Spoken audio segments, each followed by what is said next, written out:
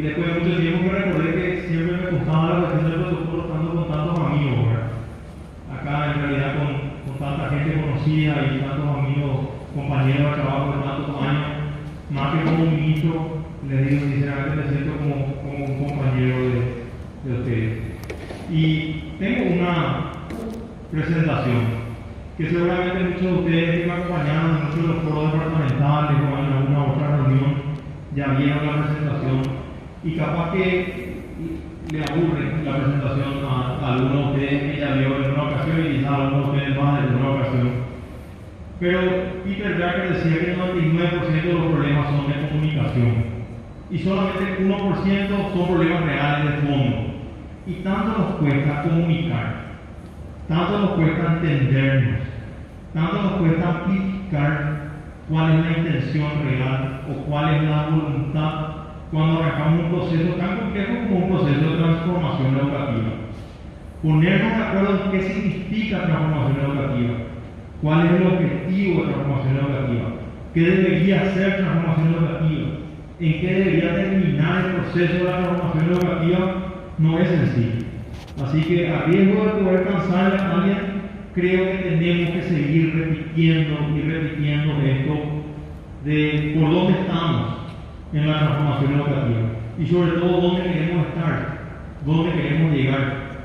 Entonces, saltamos a cuantas láminas de la presentación y nos fuimos directo a esta que creo que es el centro.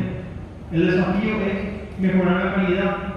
La reforma educativa nos pudo haber gustado o no, tiene 27 años y logró avances.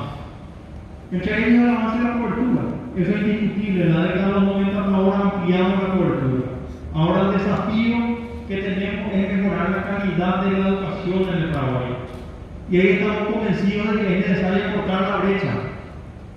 Hoy a la mañana estuvimos con el presidente de la República del Colegio Nacional de la Capital. El Colegio Nacional de la Capital, por estructura, por historia, seguramente por servicio educativo, es una institución que se ganó un prestigio, se ganó un espacio y es una institución respetada. Y a veces miramos la educación pública o la educación escolar como que la pública no es tan buena. Y muchos de los chicos que pueden ir al sector privado terminan al sector privado porque es mejor el sector privado.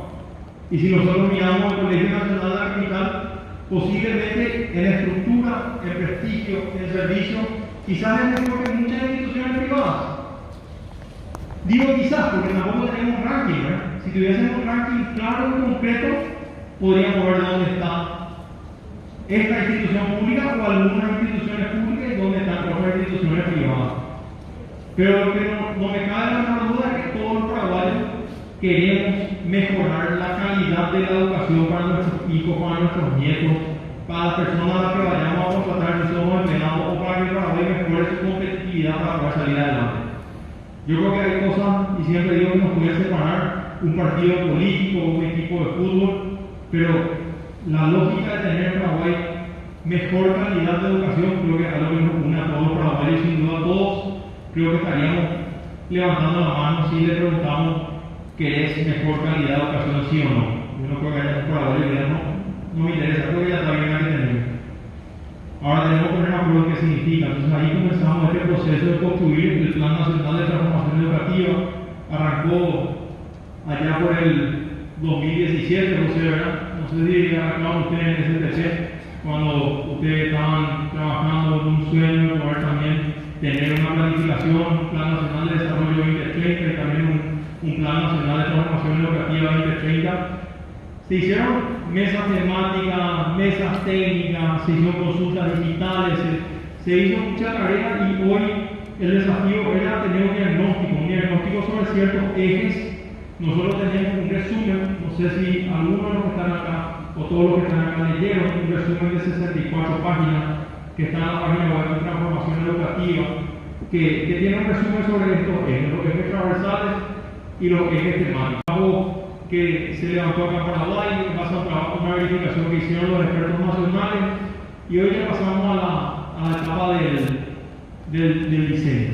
Nosotros hoy estamos cerrando, el jueves pasado estuvimos en Puerto Casado, hicimos el último foro que nos sobraba en el interior, sobre todo en el Paraguay profundo. Todavía nos sobran algunos foros acá, como esta reunión que estamos haciendo hoy con universidades. La semana pasada hicimos con institutos técnicos también algún trabajo, estuvimos con institutos de formación docente, con la gente de la Academia de Arte. Nosotros creemos que este proceso de ir construyendo el Plan Nacional de Transformación Educativa tiene que ser participativo. Estamos tratando de que termine siendo un conjunto de orientaciones, lineamientos que nos sigan a incluir. En esta semana, decía Rocío, tenemos reunión con los intendentes recién electos. Ojalá que podamos compartir con ellos y mostrarles un documento y que la próxima vez que haya que llegar a decirles esto es lo que deberíamos hacer con los fondos del FONACIE que ustedes reciben para alimentación o la plata del FONACIE que reciben para infraestructura escolar. Nosotros queremos tener un documento que salga de una amplia consulta, que traiga el mejor saber experto de las mejores universidades del mundo, las mejores prácticas, para no inventar las ruedas que está inventada, pero también que mantenga la cultura y los valores de los paraguayos. Y nosotros sabemos que dentro de este sistema educativo, en ese documento de diagnóstico se identifican ciertos nudos críticos. Por un lado, la lógica de la gobernanza, con toda la lógica de esa descentralización que siempre nos piden. Por otro lado, lo que son las condiciones estructurales, que de vez en cuando salen en la etapa de un diario, de una escuela que le falta algo de infraestructura. También sabemos que la infraestructura tecnológica no es un tema menor. Dejo este tema para el final.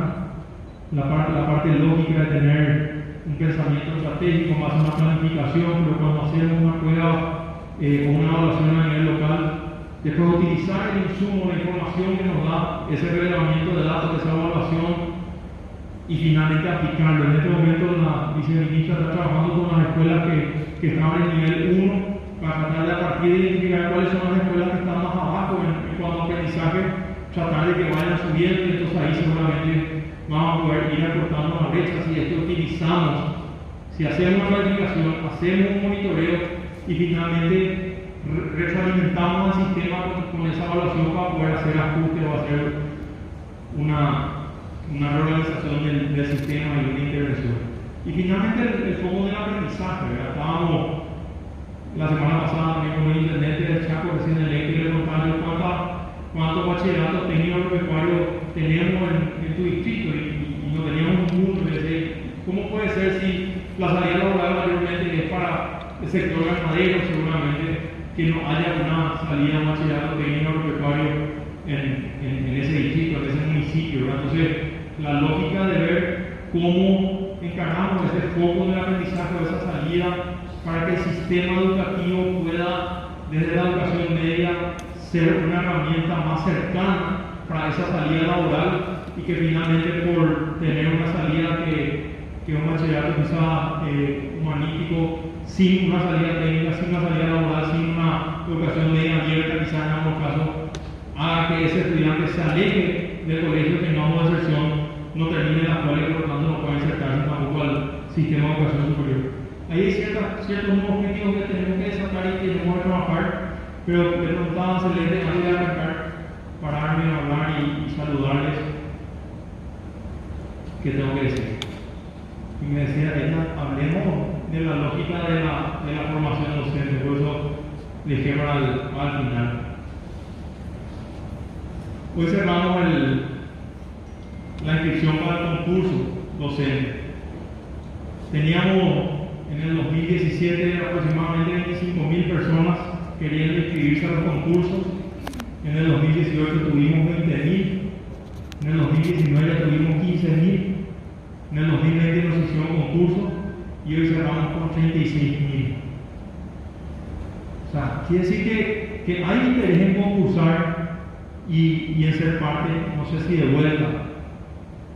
Nosotros tenemos un proceso que yo sé que el viceministerio trabajó de un examen de ingreso para los institutos de formación docente, que es muy exigente.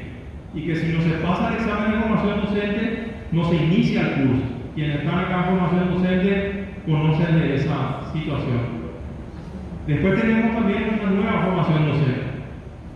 Y siempre comento a todos lados, orgulloso, que el magisterio va a ser quizás la única profesión en el Paraguay que va a tener que rendir para poder acceder a la matrícula. No sé si los médicos van a acceder a la matrícula, pero creo que en ningún caso, para poder tener tu matrícula y trabajar, creo que en ningún caso se rinde.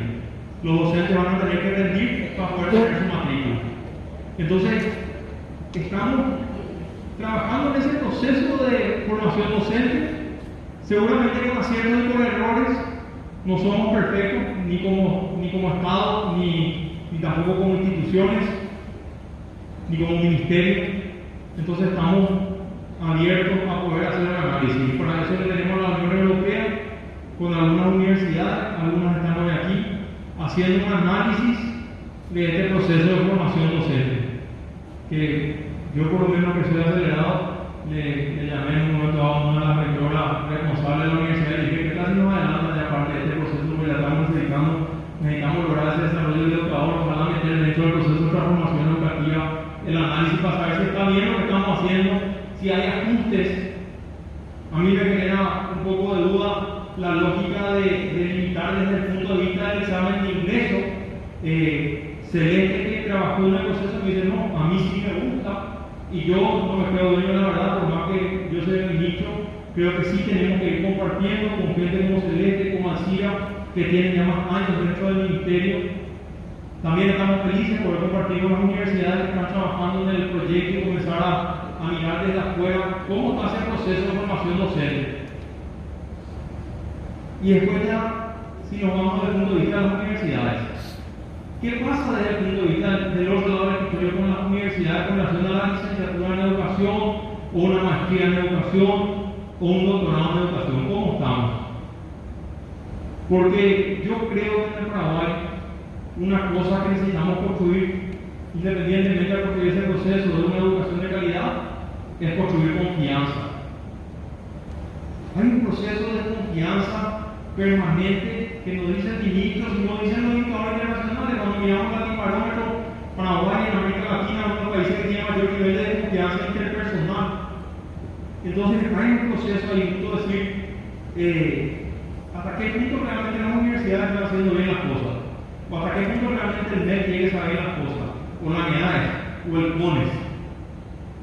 Al final lo que necesitamos es la palabra que estaba al comienzo, la palabra mágica que decía mejorar la calidad. ¿Y qué significa calidad? Quizás una acreditación de los títulos de grado, de maestría, doctorado de educación.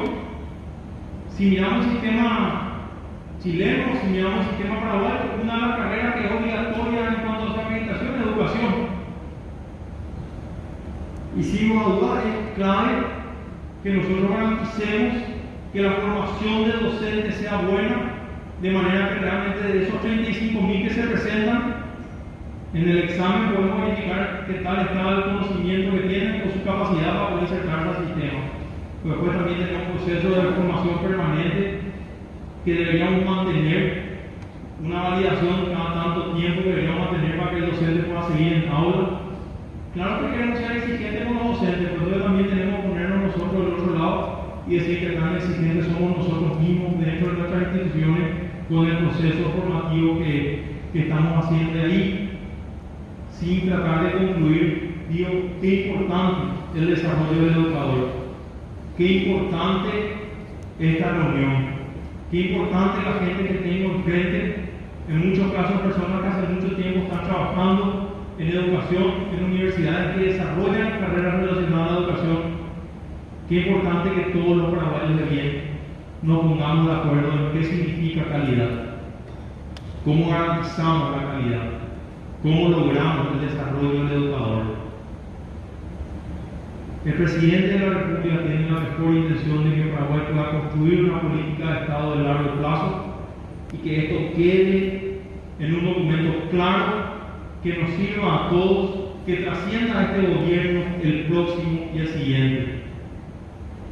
Yo como ministro de Educación quisiera ser para cada uno de ustedes, la mayoría de ustedes, amigos, conocidos de mucho tiempo, un puente para tratar de construir confianza mutua y que realmente ustedes entiendan de que desde el Estado, desde el gobierno, estamos tratando de apostar y aportar a construir una educación de calidad. Pero el presidente de la República solo, el ministro de Educación solo, no van a construir una educación de calidad en el Paraguay si no tienen personas que nos ayuden a pensar en qué significa educación de calidad y cuál es el camino, el proceso que debemos seguir para tener una educación de calidad.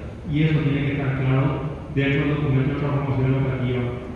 Ayúdennos, cuanto menos, con el eje del desarrollo del educador. Soñando con ser lente con la CINA, decían, las universidades también tienen que dedicarse a investigación. Con José soñamos con tener una universidad entre las 400 mejores del mundo. Pensábamos en una universidad de segundo piso en un momento dado. Unos cuantos nos sumamos a ese sueño y sabemos todos los que estamos dentro del sector de que lastimosamente el nivel de desarrollo de la investigación en Paraguay dentro de las universidades quizás no es todavía el ideal. Estamos mejorando, estamos creciendo, de a poco parece que comienzan a haber recursos y comienzan a haber investigadores y comienza a haber gente que se interesa en poder construir ese proceso de consolidar un área de investigación en cada universidad y que podamos comenzar a construir conocimiento también en Paraguay. Ojalá las universidades y las instituciones que hoy están acá también nos ayuden en la investigación, en una investigación que nos permita medir o analizar qué tal está ese proceso de centralización y esos cambios que se tienen que dar dentro del MEC, de su estructura, para que sea menos burocrático y para que sea más eficiente. Ojalá las universidades y las instituciones de educación superior nos puedan ayudar a mirar un poquito esas condiciones estructurales, esa alta integración que tenemos dentro del sistema, que no nos permita tener todas nuestras instituciones educativas como querríamos mantenerlas con los recursos que tenemos y quizás a partir de una reestructuración se pudiese hacer. Ojalá nos ayuden a hacer una evaluación constante del sistema e identificar acciones que nos puedan llevar a mejorar. Y por supuesto, a lo que es la inserción de nuestros 1.500.000 estudiantes dentro del mercado laboral, qué falta, cuáles son las competencias que están teniendo, cuáles les faltan, dónde tendríamos que poner más tinta, hacia dónde tendríamos que apuntar en bachillerato técnico y en qué área. Por supuesto que todo ese aporte va a ser bienvenido desde el punto de vista de la investigación, desde el punto de vista de la sugerencia, desde el punto de vista de ir entendiendo dónde estamos en el Paraguay en el sistema educativo, qué tenemos que ir cambiando y qué podemos ir mejorando. Pero para tratar de ser concreto, yo les diría, por lo menos pongámonos de acuerdo que las carreras, sean un instituto de formación docente, una tecnicatura, una carrera de grado o de posgrado, debería tener una certificación de calidad si es que queremos garantizar el desarrollo profesional del educador. O si no, no lo vamos a lograr. Y no podemos seguir teniendo entre las instituciones, entre los IFD, instituciones que sirven a las universidades, dan títulos muy fácilmente y a nosotros nos exigen. Y las universidades diciendo no, pero los IFD casi que regalan el título. Y finalmente, desde el sector privado, una confianza hacia el sector público, el sector público hacia el sector privado. Finalmente nos peleamos entre todos, buscamos quién es el culpable y no encontramos la solución. Acá tenemos que definir entre todo un camino para consolidar el desarrollo profesional del educador si queremos mejorar la calidad. Y yo creo que en esta sala hay muchas personas de bien, muchas personas inteligentes, muchas personas pensantes que pueden aportar muchísimas ideas para transformar la educación en Paraguay, para consolidar el proceso de desarrollo profesional del educador tan necesario y sin duda para lograr que de a poco entre todos podamos construir un mejor Paraguay. Muchas gracias.